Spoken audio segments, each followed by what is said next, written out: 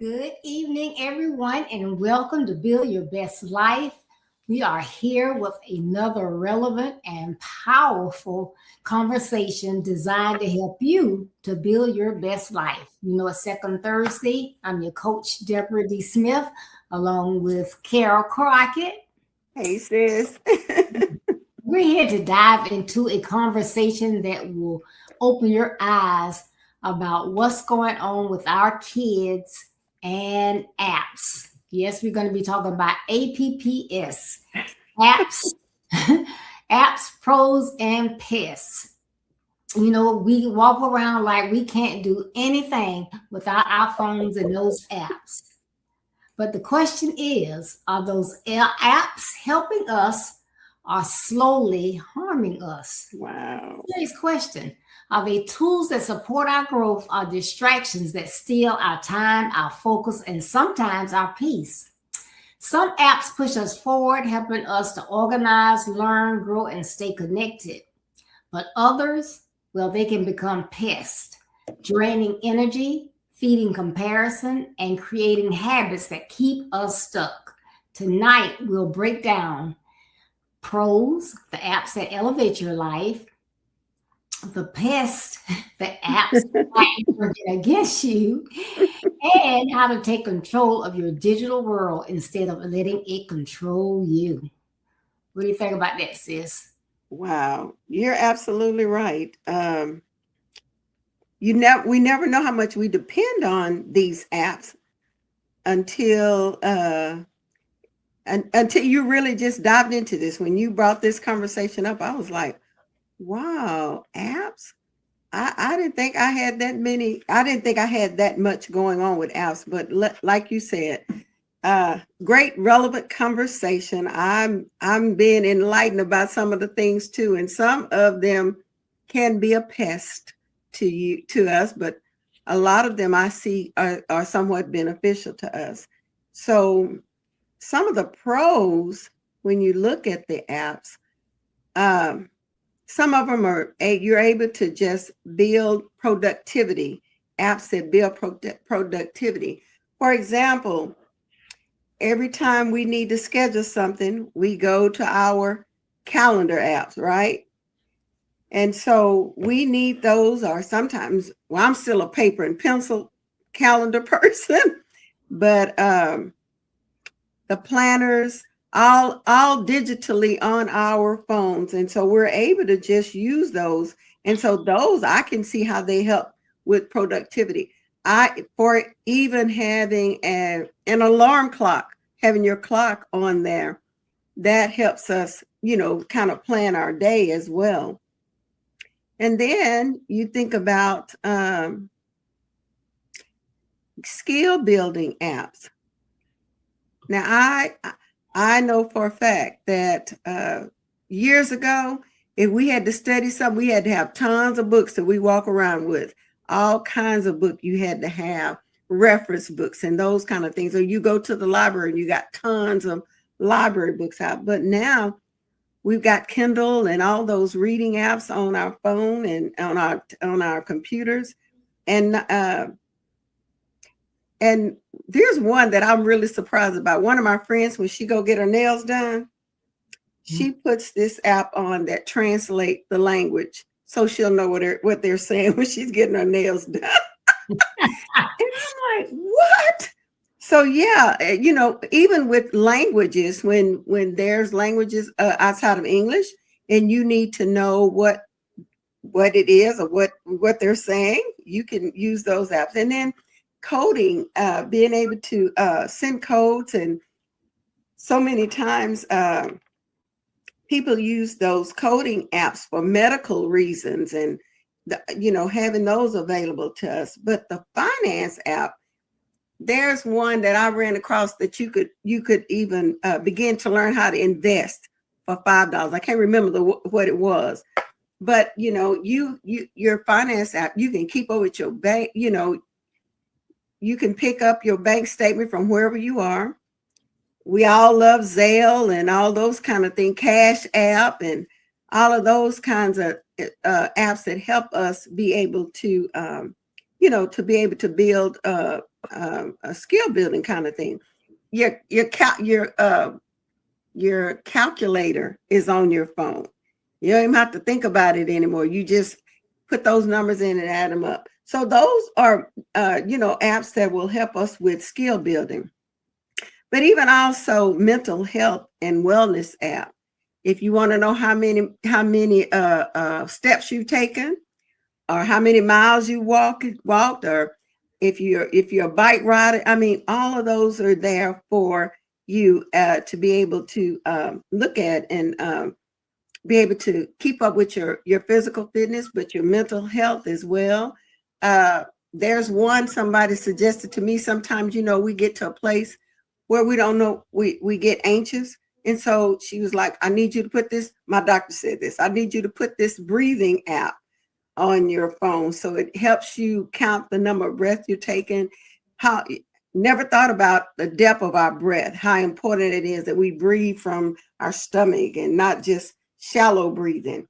So apps like that helps us with mental health. And like I said, you got an app that if you need to speak to your doctors, they're all right there. So to me, these are some pros for us to be able to have. And then how apps democratize our opportunities for learning. Democratic, I can't say it. Democratize is correct. How that helps us with using those apps that we really need, and examples for transforming our lives. These apps, for me, they've been able to transform our lives. Scheduling, being able to, if you need, if they need to bill you, or if you need to check your credit rating, just all of those are available for you to be able to help you. And I think that helps us all be able to put things in place and make sure that we are, keeping our health up, that we are able to just be able to see the kinds of things and that we can use that, to me, that are pros for us, that will help us, apps that work for you and not against you. So to me, these are all apps that are very beneficial to us. They're handy, and when they work, they're great. So I really enjoy just taking a look at these and being able to look at them. And even when you sometimes I like to go to some of the exercise classes, and if you're not familiar with them, you can just go on an app and find out what's available, what time, and be able to get to those kind of things. So many different apps are just, have so many pros for us to be able to help us put through our life, to work through our lives and to help our lives be less complicated. Because I think that some of them do help us with that. Yep, that's good. If you have just joined us, we have a topic tonight, apps, APPS, apps, pros, or pests. And you may say, I don't want to talk about that. I don't want to hear that, but you need to be on here. I was just shocked and amazed at some of this information, especially if you have children and grandchildren. I don't care if they are 2, 5, 12, 15, 17. You will receive some relevant information about things that you possibly did not know about how these apps are impacting our children's lives. So please share, share, share, and stay on. You will not regret it, I guarantee you. So I'm going to talk about the intro, setting the stage for these apps, setting the stage.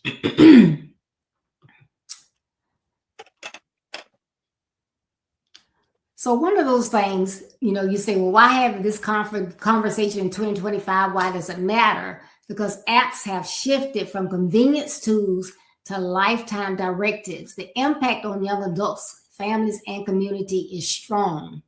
The digital reality of today is we are living in an era where technology isn't optional. It is not optional. It's integrated into every part of your life. Did you realize that the average person checks their phones 96 times a day? Wow. That's every 10 to 12 minutes. And you may say, well, I don't do that. But think about it. I don't care what you're doing. If the phone rings, if you say, well, I'm busy, but it rings, you're going to look. If it dings, you're going to look. If you get a notification, you're going to look. You wonder where your parents are, your children are, you're going to look and you're going to scroll. It is multiple times that you want to know what the weather is, you're getting ready to go somewhere, you're going to look. So just think about that. 96 times a day. That's huge. For teens and young adults, the phone isn't just a tool. It's a companion, a classroom, a social hub, and sometimes an escape. Apps are not life shapers. No, they're not. What used to be simple utilities have become platforms that influence our behavior, our beliefs, our priorities, emotions, and habits. Apps determine how we communicate, how we learn, how we date, how we shop, how we spend money. And I think about it years ago, I have never really been one that just like to go out and shop.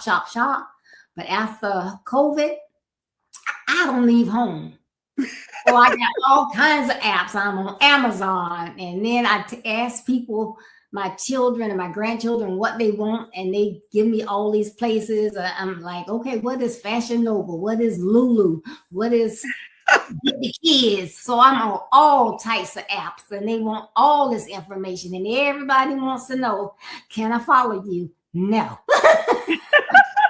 Notifications, no, but somehow they figure it out and you end up getting notifications.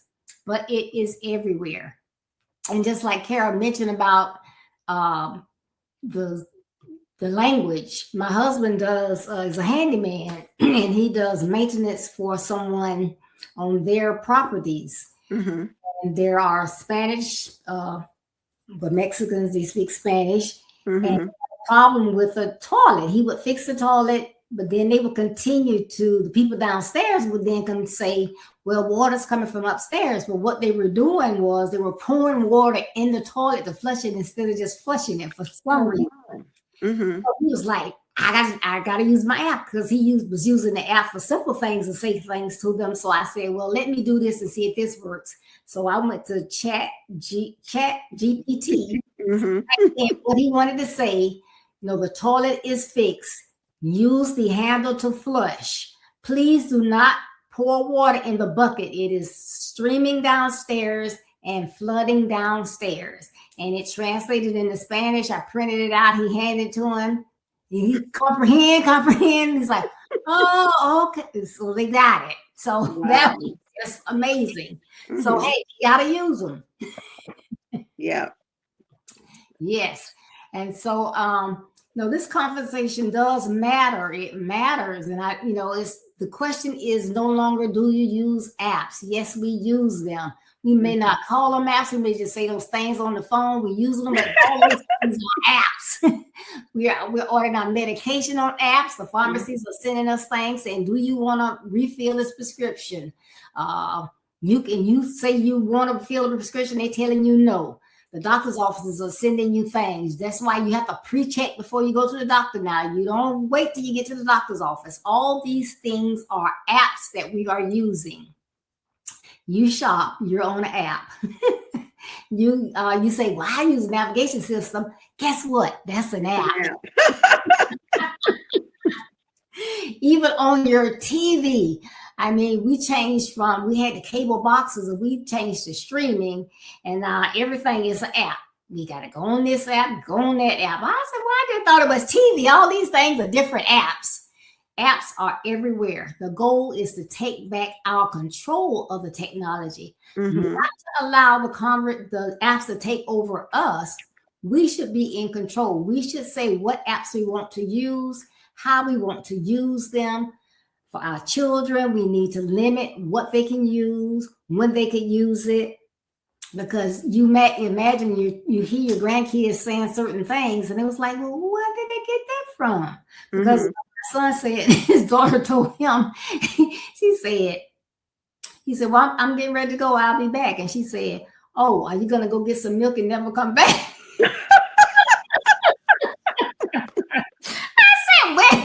Where should get that from? I said, because they own those apps, and then they always got those little messages, advertisements they put on there, and people are saying anything. Our kids are picking this information up. So all of these apps are relative. Yes. And then as we were looking at this, it says that that they, the apps it's kind of like it looks at, I guess, the AI part of this. It looks at what you're interested in, how you respond to things, and then they end up creating an app that fits everything that you need. I'm like, really? But yeah, what move, if you keep looking at different things, it picks up that and began to send you advertisement in regards to that, about that. And I guess even from TikTok and Instagram and all of those, they provide that one of those kind of apps kind of provide what they call instant feedback. If people want somebody to, we look at if somebody like or dislike or don't say anything on your Facebook page, that's an algorithm, I guess, that they begin to look at how many likes, if you subscribe to something.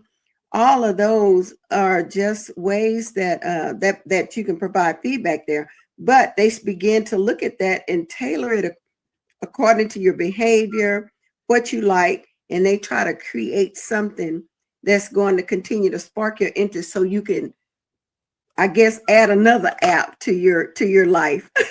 Right. So it's amazing, I tell you. But yeah, you just, as you were talking, it's just so many ways that sometimes they're just normal things that we do, and you don't think anything about it. You just pick it up and it's there, and you don't even look at how many apps. I was just looking at my phone. I was like, my God, all these apps for the stores, for your bank, for your, even if you want a prescription by mail, you got to have an app to get that. What about all the apps? We got our photos and all of the different things that we put on in our, in folders. You got to have an app to put all that in there. So apps are part of our life. And yeah, you want to book a hotel, you got to get an app. You want a flight, you got to get an app. Which airline you're flying on, you got to have that app. So it's almost like it, like you said, the apps are almost controlling us. So how are we going to communicate if we don't get some of these apps? Right. Because they're requiring you to get them, you know? Just like So you say, you call the airline, yeah, they may talk to you, but eventually it's going to say, go to your app for this. I mean, right. boarding passes, we don't even have those anymore. You just, No, you don't. Mm-mm. So yeah, it's just like I said, it's a hey, and one of my other one is I don't have this, but my friend does, and so when we go to Chick-fil-A, she was like, "Girl, let me swipe your stuff on my Chick-fil-A and get my points." And so, so even how you order, well, what is it when they order food, DoorDash? mm-hmm. Right. Oh my God, it's just and if you need a ride, we used to have to call a cab or catch the bus. Now you just call Uber or Lyft, and there's an app for all of those. So you're right, apps. Yes. They are truly controlling us, and I think just like you were saying, it's just are they pros or are they pests for us? When Yes. do they become a pest? Well, let me just tell you.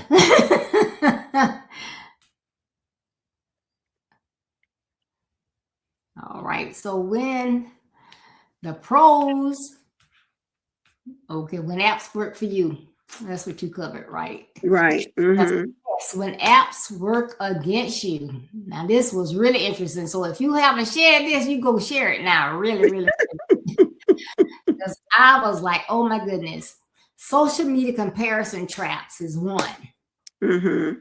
Notifications are digital interruptions. Like I was saying, every time that phone dings, you look at apps that encourage addictions. Mm-hmm.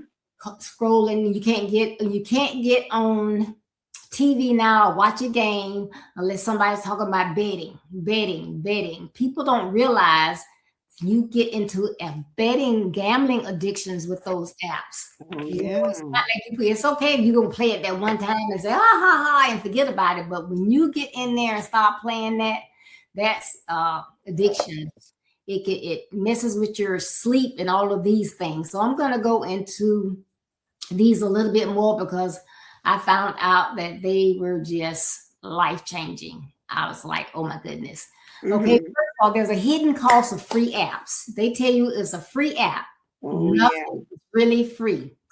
You're going to pay for it one way or the other with your time, your attention, your focus, your data, or your peace. And then, they had this app out, the chair yoga, and they just do it. You can lose weight, you can get your joints moving. Oh, it's free, just print it out, da da da. You stay on the phone about 5 minutes answering all these questions, then it tell you how much you can pay to get the printout. Really? Right. How much Right. is it for free? It's not free. Right. So, Right. and then you get the games totally free. Little apps. I love Solitaire.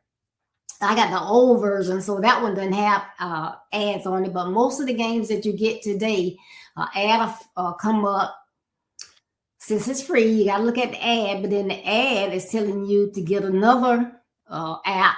And then you get these apps, and then it says, oh, you're out of time. Buy some more time for $1.99. It's like, no. So they are not free. They just keep engineering new things for you to stay online.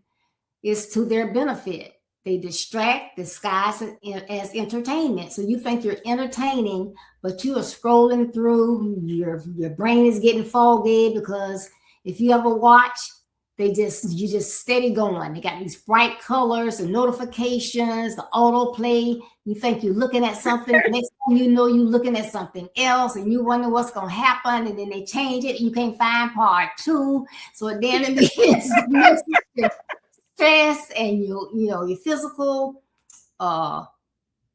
brain and all these illusions. It just does so many things to you, and you don't realize these things are happening.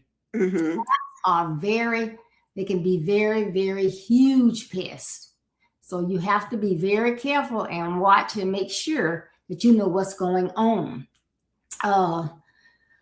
Young men, they especially deal with discipline, trying to focus, adults are juggling different things, but people don't realize when they're on these apps and they're doing things, there's so much going on that's getting into your spirit, into your savvy, because you think you're doing one thing, but it's totally, it can get into something else, and then it begins to drain you mentally. You want to know what's going on, what's happening. It can cause you to feel inadequate, or it can make you jealous because you get on these social media apps and you're putting something out there and you want people to like it, and then they don't like it, and don't they like me, or mine wasn't good enough? And some people are saying, oh, I don't do that. How many of you go out there and put something out there like, oh, help me wish my child a happy birthday? Tell me you don't go out there to see how many people have said happy birthday to your child. Now you know you do it. So that's comparison. I go out and I do it. Are people going to do it in return? That's when you're doing that. Even sometimes you don't even understand it. Your sleep patterns, people don't realize it, but they will tell you, hey, 3 hours before bedtime, stuff like that, you need to shut it down, because your mind and your brain is going. You've seen all these colors, the apps have taken you from this place to that place. And it's like, oh my goodness, you need to bring your brain down, let it begin to relax, shut it down, calm it down, lay in bed, because if not, those lights, the brightness and whatever kind of technology that is, the lights are bothering you as well. So when you lay down, you're not going to get that easy, I'm gone. You're going to toss and turn. You're not going to be able to sleep, and you wonder why. And I can tell the difference. They're not lying. If I sit there and whatever I'm doing, like I said, I like to do solitaire. Some other couple games I like to do, find words and stuff like that. But if I sit there and do it until it's time to go to bed, I can feel the difference. I'm not going to fall right to sleep. So this is bothering you. People are wondering why all of a sudden my child was so good at school, but now they're struggling. They act like they don't focus. They can't remember anything. It's the apps. They are on these apps.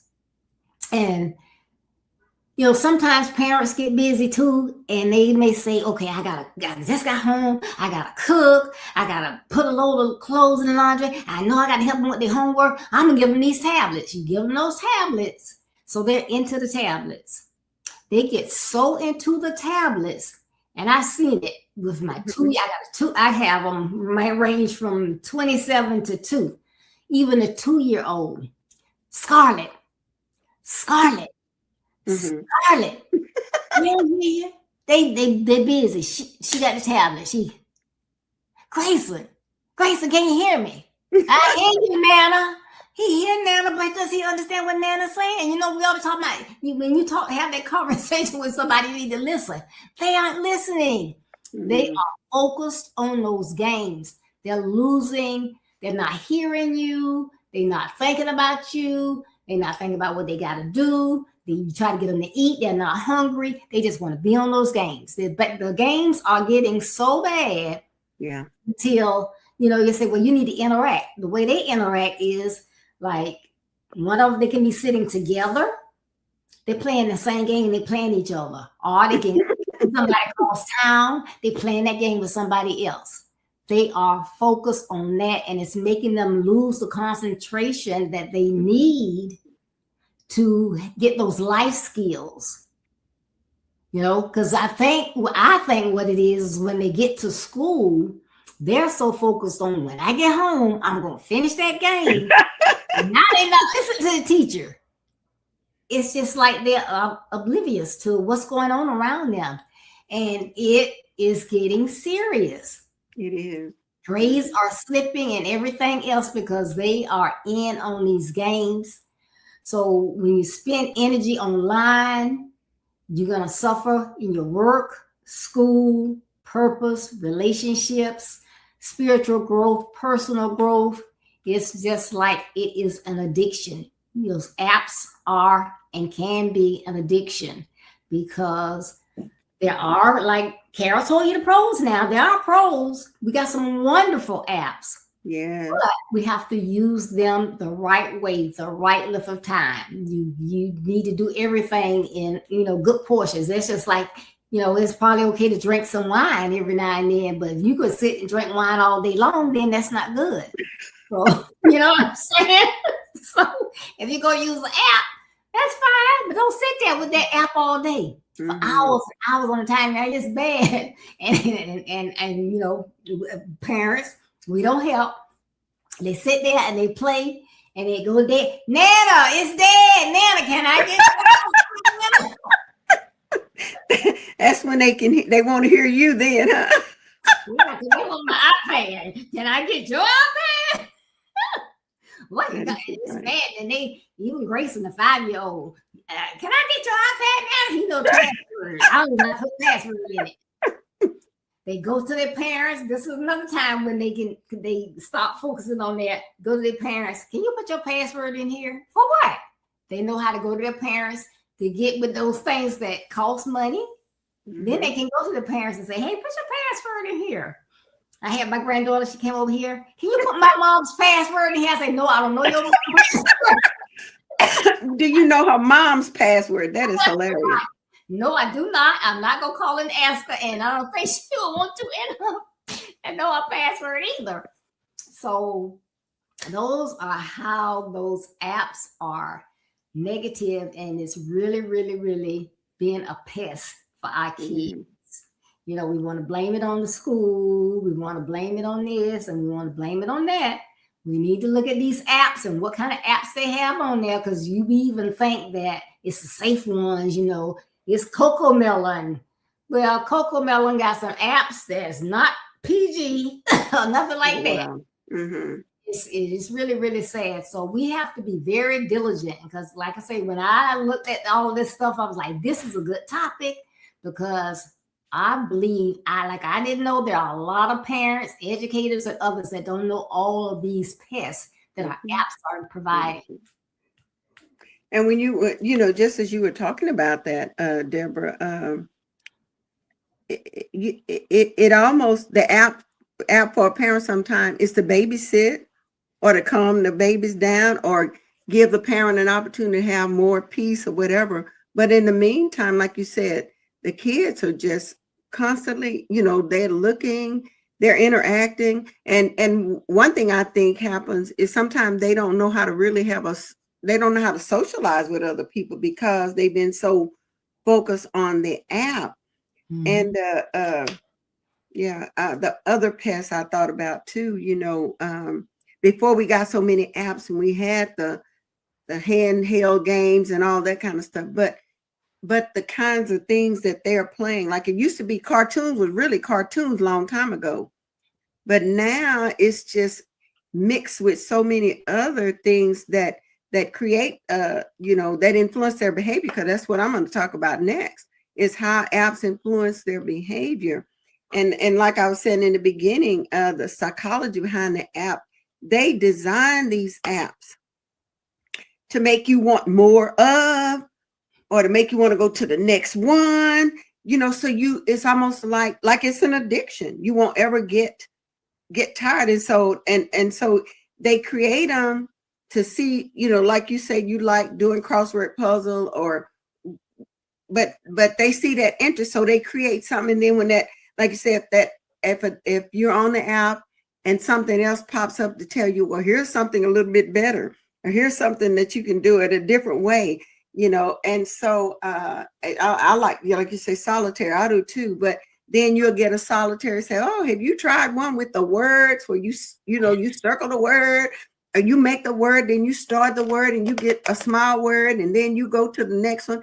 And it's almost like it's intentionally, creating that dopamine in our dopamine loops in our brains.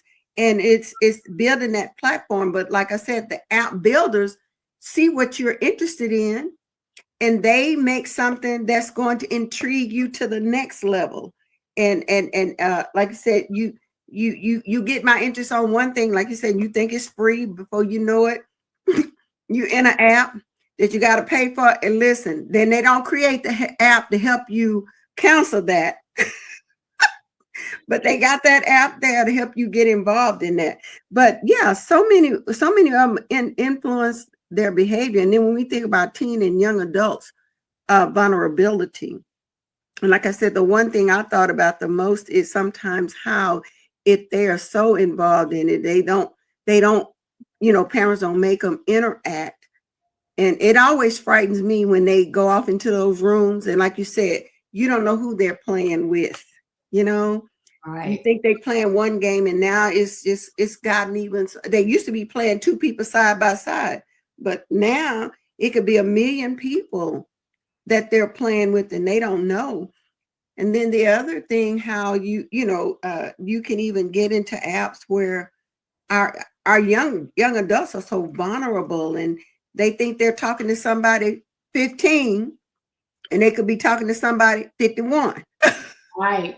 Exactly. So that those kind of things influence their behavior. And we hear our teens talk about so much about anxiety. I got so much anxiety and they're depressed. And so I was sharing that with somebody and it was like, how do you be 15 and you depressed? How do you be 15 and you got so much anxiety? Because basically most homes where all you got to do is worry about eating, sleeping, and get up and go to school. So that bothers me when I see kids with that. And like you said, it creates a place of anxiety because the isolation is there.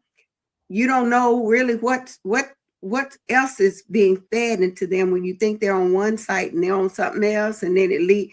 So that's what that dopamine loop is intentionally made to build that platform to keep them, clicking on one thing, and you think you're looking at this and you click on something else. There's something else there. But and that's the one thing it says the AI plays a crucial role in this because it's tailoring the apps for your interests, for their interests. It's tailoring the app to see what you might like. And they create another app to make you want to go to the next app. Right. So it's a, like you said, a pest, but it can be influential, but it also can be somewhat harmful for the kids that for not just kids, us as adults. We just have to be sensitive to the fact that these apps are made and they know what they're there for, but it creates that neurotransmitter in their brains and it, like if they're playing a game and I can't lose, so you get in that, I got to keep playing till I win. I got to keep gambling till I win. And every time you get to one spot, it's like, oh, but the next time I will. And then, and the next time, and it's almost like an addiction. That's what they talk about. Even with a drug addiction, you start out just with one thing and you look up and you hooked. And so it's somewhat the same thing.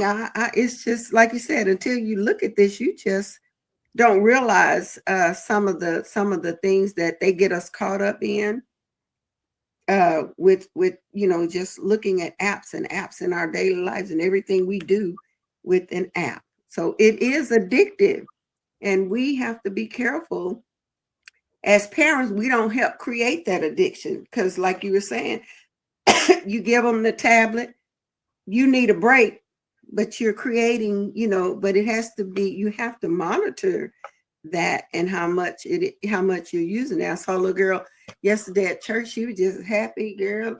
Her mom was taking pictures with the other baby that was on program, and she was just happy with her leg crawl. And she had some cartoon on there, baby. She, every time it go off, she was hitting something else, going to the next, how to color it in, how to shade it out. I was like, oh my God. But yeah, sometimes they seem so harmless, but like you said, if they're not monitored, now that we're looking at this, you can see some of the reasons that we all need to be desensitized a little bit according to how we think they're benefiting us. Yes, the ones that are pros, those are good for us, but the ones that are creating all kind of thought processes and not helping you to be able to communicate thoroughly, because sometimes, like I said, the isolation, you don't know how to hold a conversation. You don't know how to talk to people. It's almost like they're sheltered because it's just been them with these apps. And the other thing I thought about, how it's the apps sometimes make you think that if I hurt somebody, they just gonna get up after if I close it down, they're gonna come back and be back. We're gonna start over. But that's not really the reality of some of these things. And some of the things we've seen happen has probably a lot to do with apps that are available. And some apps on here, some apps we don't even know about. You're right.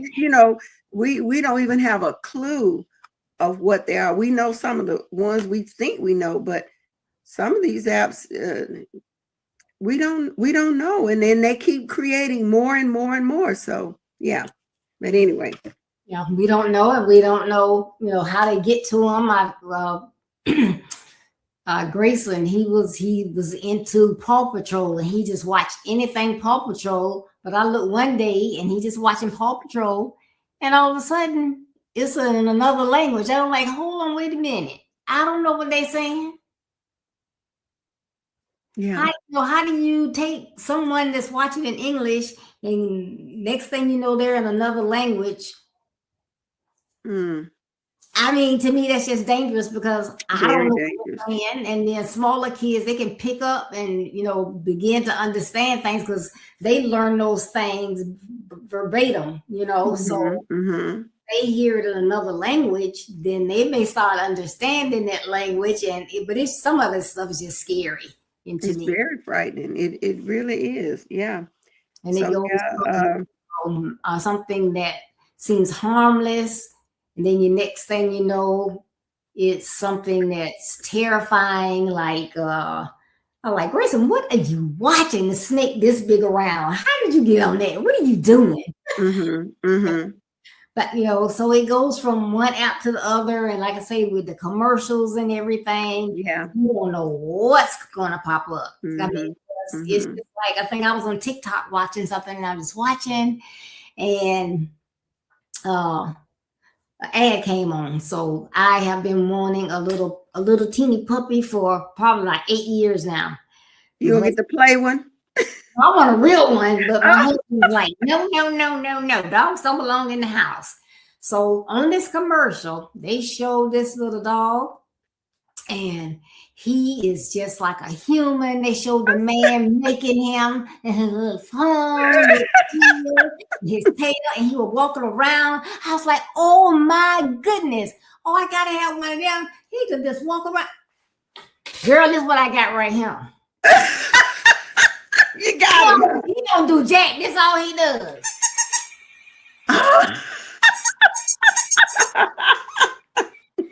No tongue, little cotton tongue. Real tongue. Nothing don't almost look real, but that's what they do. So you got fake advertisement, right? Real fake. But now what I do when I see something, I say, oh, that looks. I go and do the reviews or whatever, because I had done reviews first. It says, that's not so. Those are not robotic. It's a scam. It's like, you know what? That is too funny. Too funny. I had your little puppy. Yeah. Let's see. But it is one that's not like that one that I thought you had looked at. And it comes on. See, and like you say, YouTube, you get on YouTube, you don't know what you might get next. And that's when you see all that advertisement. But this one was a little brown one, and it was so real. It was like he had tore up the sofa, and they had him all there like he didn't tore that up. And he was just moving out. So I thought you had gotten that one, but that's a different one. But they know how, like you say, they know how to appeal to our interests. And that's what happens. And so, and we end up falling away or falling toward that. And girl, I just think Amazon, like I said, I think Amazon just messed us up. Because once you see something, you're like, oh, my first thought, oh, let me see if Amazon has it, And so I think I like Amazon because if I want to take it back, it's easy to take back as well. But yeah, I don't know, Deborah. This is such a great conversation, and some of the things, like I said, I didn't even think about in depth how much we are so dependent on apps and how much they influence our lives. And like you initially we talked about, there are some pros for having some, but there are some pests for having them. And don't get the ones that you think you want and it don't work. Now that's a pest right there. Okay. Really? That is a pest. But yeah, this is really a very interesting topic. And I hope that when everyone looking will just even continue to research more and more and more about the apps. And I don't know about you, but maybe I need to start getting rid of some of these apps that are on my phone, because some I don't even use, but like you say, it's so easy to get caught up and move you think you're on one thing and you move to the next one. And there you are. And like you were also saying about how it does rob us of our sleep, and even just the phone itself, when you get up and you trying to, you tell yourself, oh, let me check on mama, let me check on these children. And then you end up checking on everything. Yeah, we need prayer. We need a fast from so many apps. Yeah. 96 times a day. That is amazing. 96 times a day. Wow. And I don't know about you, but even like you said, what they say, you can't leave home without it. What was that commercial? What was it? I don't know, but the phone is one that whatever the commercial is, they need to say that about our cell phones, because I have turned around to go back home. I was gonna say, people turn around, you halfway to work. Oh no, I got to go back home. I got to get myself. I got to get it, and you almost feel lost. I mean, because that's the way we've learned how to communicate. That's that's the way we learn how to communicate, and even I think now we don't really talk on the phone that much. We text everybody and look at them on face, talking to them on the phone while you FaceTime and all that. So, well, I don't know, girl. This is real. As the kids say, this is a deep conversation right here. That's American Express. Don't leave home without it. American Express. I was like, yeah, don't leave home. Well, that's how we are about these phones. And and even when you think about all the apps, that to me is how, when we first got cell phone, they were really just for us to talk and connect with one another. Then they start adding these other things. It's almost like you don't need a computer because you got everything in the palm of your hand. Whatever you need to do, like I said, if you need to read a book, you need to locate. You need a GPS.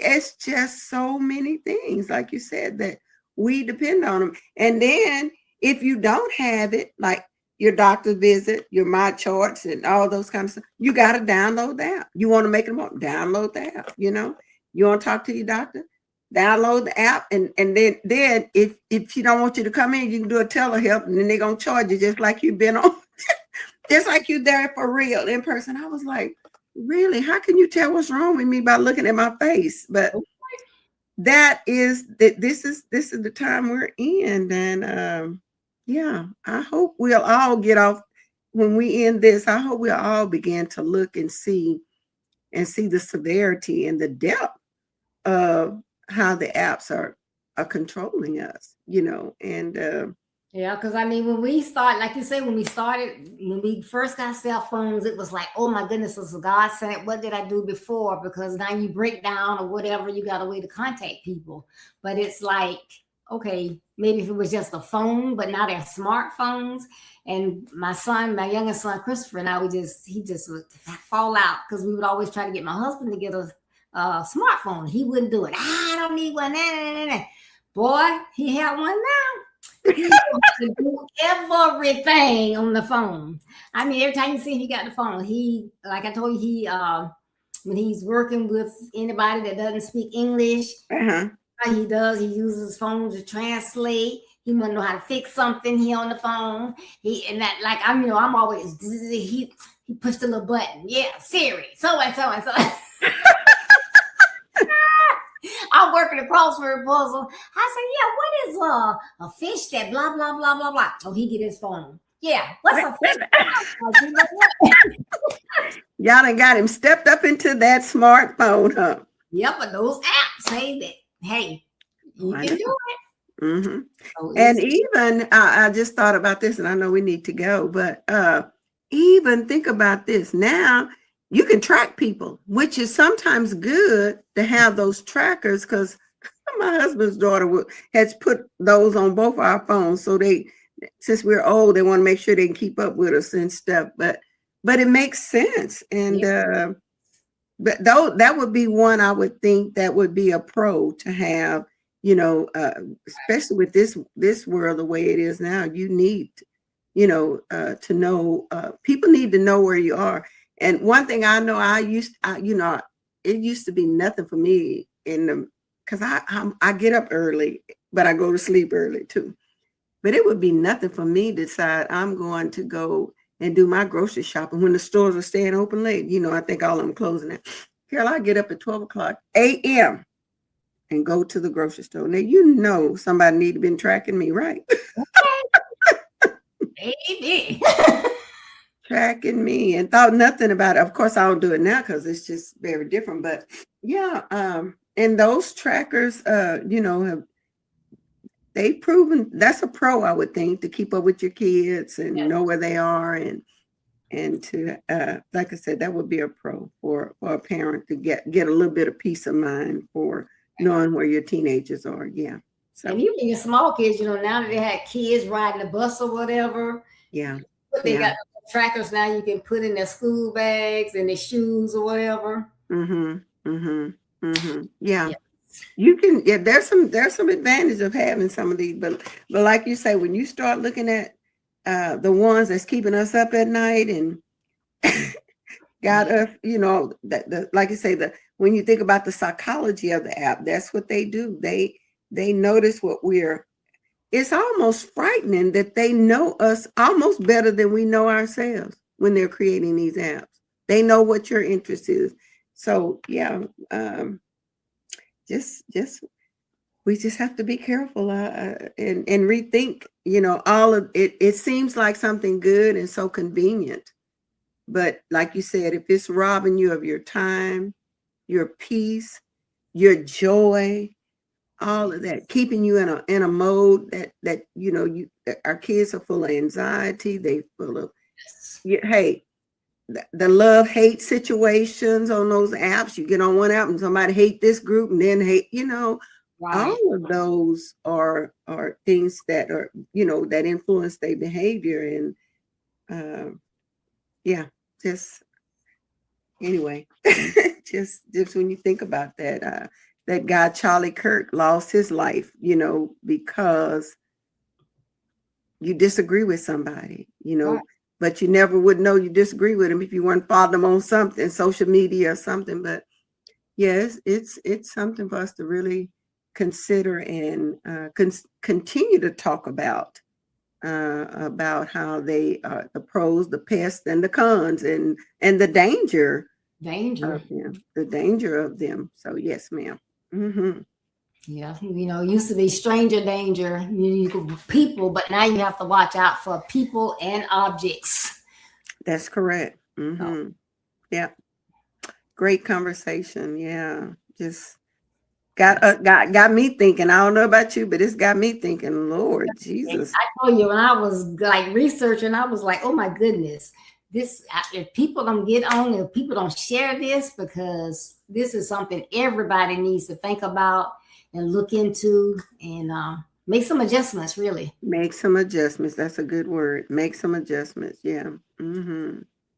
And even just to just sit down and take an inventory of how you use them daily, and then, like you said, and then see where you can start eliminating some things that's going to not be beneficial to you physically, mentally, emotionally, spiritually, all of those things, uh, you know, uh, have some good, could take effect.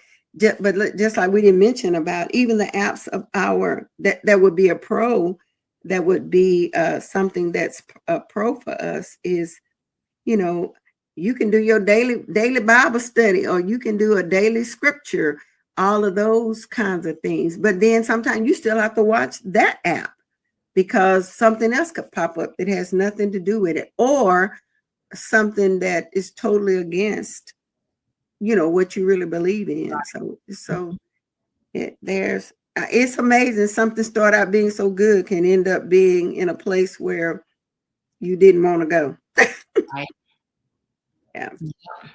Just like Google. Google has been around forever, but you have to be so very careful, like without going into it, you can type in, like if you want customer service somewhere, you can type in, like if it's a popular place, like you might put Amazon customer service, Apple customer service, Dell, and it'll come up and give you a number, but it's not actually who it's Oh, yeah, you're right.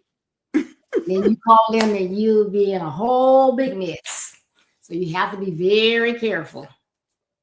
I didn't even think about that one because and a lot of, and I know it's time for us to go, so many older people are scammed like that, or they think that think they're calling their bank.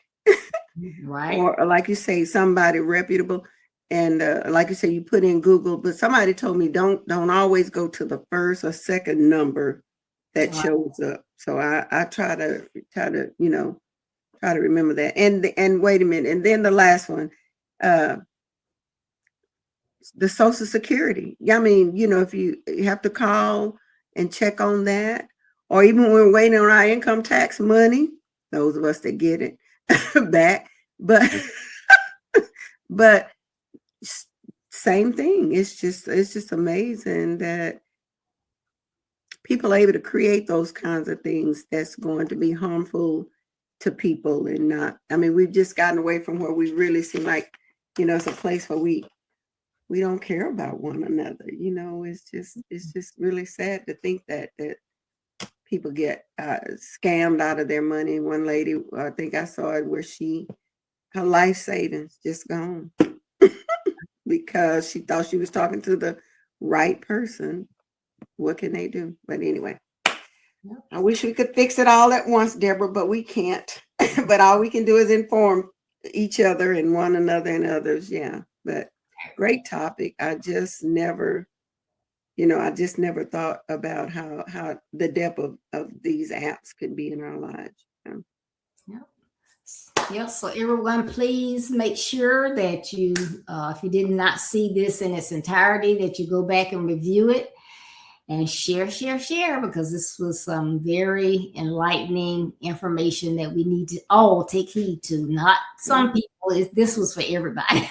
Yeah, this one is. Mm-hmm. Yes, and please join us Saturday morning for a conversation with the guys. 9:30 a.m. Eastern, 8:30 Central Time. We have another amazing hot conversation, boys to men. So you want to tune in. And remember, building your best life is our business. That's not a slogan, it's our commitment. I love you. Be blessed. Stay safe. And 2 weeks is Christmas. So if I don't see you again, Merry Christmas. Bless. Don't forget about Jesus. Oh, please don't forget about Jesus.